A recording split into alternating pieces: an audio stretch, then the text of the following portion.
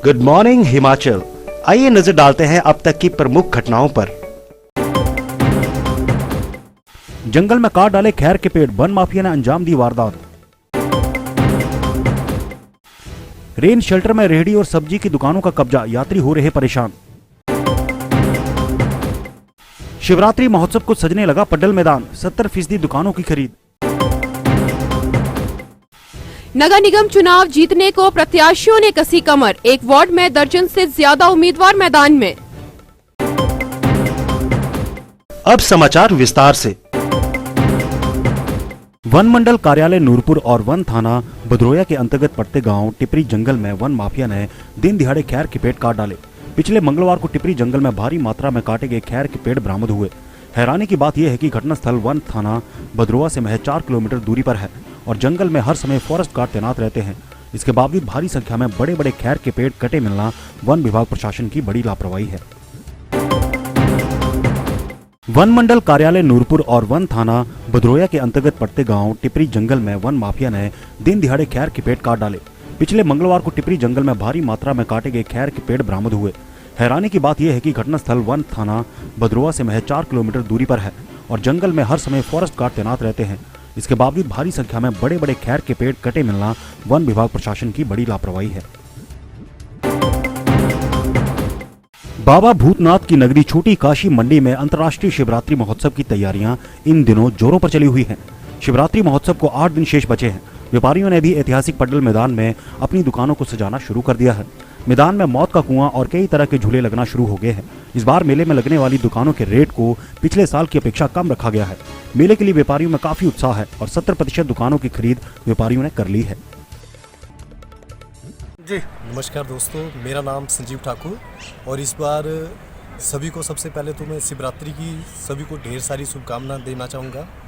और शिवरात्रि मेला इस बार इस 2021 का सबसे पहला मेला रहता है इन मेले के दौरों का, सभी मेलों का।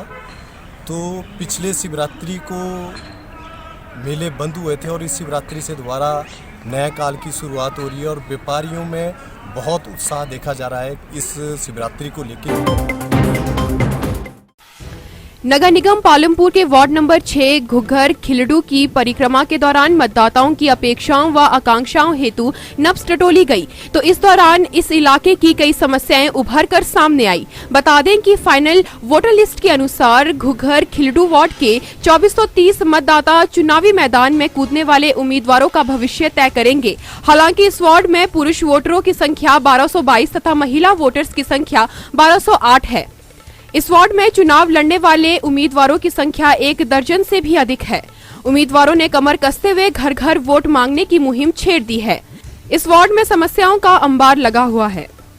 सर, आप घुघर खिलड़ू के निवासी हैं और यहाँ ये नया वार्ड बना है, 6 नंबर वार्ड है।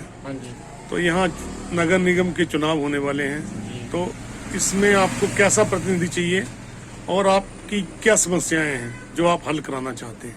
मैं राजेंद्र डोरू घुघर खिलड़ू वार्ड का निवासी हूँ। तो यहाँ पर जैसे समस्याओं का तो ऐसे ये है कि जैसे हमारा ये चौक है संतोषी माता चौक, यहाँ पर धर्मशाला से पालमपुर की ओर और पालमपुर से धर्मशाला की ओर लगभग कोई 100 बसें जाती हैं। यहाँ पर सवारियाँ जो हैं वो इधर उधर जाने के लिए खड़ी रहती हैं, पर यहाँ पर शौचालय की कोई व्यवस्था नहीं है। यहाँ पर संतोषी माता का मंदिर भी है, तो वहाँ पर भी लोग आते जाते हैं। पर अगर किसी बहन को, किसी मेरी मतलब कोई मेरी बहन या कोई भाई अगर बाहर जाना चाहे, उसको लघु शंका की अगर कोई आवश्यकता हो तो यहाँ पर कोई ऐसा कोई प्रावधान नहीं है। सर, एक तो समस्या, सबसे बड़ी समस्या एक तो सफाई की, मेन सफाई की व्यवस्था। सफाई की व्यवस्था खैर प्रशासन कर रहा है, सब कुछ करते हैं, तो फिर भी मतलब है कि थोड़ा ज़्यादा लोग, आपको पता ही है क्या कहना, जिनको बोल कर सकते हैं क्या मर्जी देखा जैसा गंद का तो फेंक देना। नालियाँ थोड़ी ठीक नहीं है, नालियों की समस्या है, बाकी थोड़ी आवारा पशुओं की।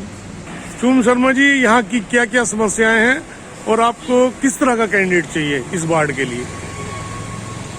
अच्छा चाहिए, गुड हो, बेटर हो, मतलब सारा कुछ देखे ढंग से, सही ढंग से काम करे, सही ढंग से सबकी सुने, और क्या बढ़िया चाहिए।